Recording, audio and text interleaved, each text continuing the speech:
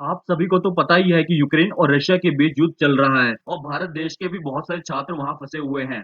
जब कभी भी युद्ध होता है तब यह भी पता चलता है कि कौन सा देश कितना बहादुर है और कौन सा देश के लोग कितने बहादुर हैं और कितने कायर हैं, क्योंकि मुश्किल घड़ी में ही इंसान की असली चरित्र की और उसके धैर्य की परीक्षा होती है। जैसे कि इस बार के युद्ध में यह पता चला कि यूक्रेन के नागरिक अपने देश के कितना प्यार करते हैं और वो अपने देश को बचाने के लिए कैसे अपनी जान की परवाह किए बिना ही लड़ रहे हैं। और इस तरह रशिया के लोग भी इस युद्ध में अपने देश के साथ खड़े हुए हैं और रशिया के ऊपर इतने प्रतिबंधों के बावजूद भी किसी ने भी अपने देश के सेना पर और फिर अपने राष्ट्रपति पर पुतिन पर भी खिलाफ कुछ कहा नहीं है। यानी रशिया के लोग भी अपनी सरकार के साथ खड़े हुए हैं और दुनिया ने पोलैंड के लोगों का भी दिल देख लिया है कि वो कितने दयालु हैं। उन्होंने यूक्रेन से आने वाले लोगों को अपने घर में जगह दी है और उन्हें खाने के लिए खाना भी दिया है। इन देशों के बाद इस युद्ध ने भारत के युवाओं का असली चरित्र के बारे में भी पूरी दुनिया को बता दिया है। भारत के 18,000 युवा छात्र यूक्रेन में रहते हैं और सभी को भारत सरकार के द्वारा भारत लाने की कोशिश जारी है। कई मंत्रियों को तो यूक्रेन के अलग अलग पड़ोसी देश भेजा जा चुका है और कुछ मंत्रियों को एयरपोर्ट में रखा गया है भारत के अलग अलग शहर में।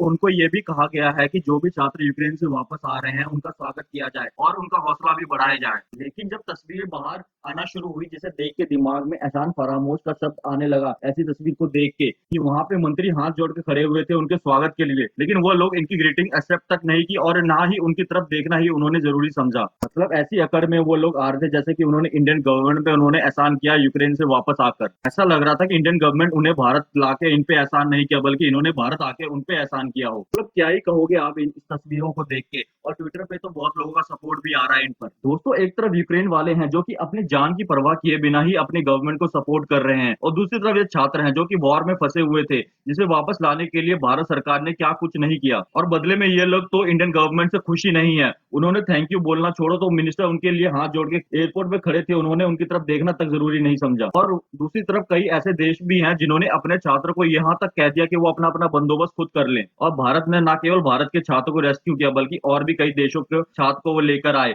और वह छात्र भारत देश की तारीफ करते हुए थक नहीं रहे। हमारे छात्र तो इस अकड़ में थे कि हमें तो इंडियन गवर्नमेंट किसी न किसी तरह से वहां पे वापस लेकर ही आ जाएगी। जब इनसे पूछा गया कि इंडियन गवर्नमेंट आपको लेकर आई है तो आपका क्या है कहना, तो इनका यही था कहना कि वहां पे हमें अच्छी सी फैसिलिटी नहीं मिली। शायद ये लोग भूल गए थे कि ये लोग किसी फ्लड में नहीं बल्कि एक वॉर में फंस गए थे।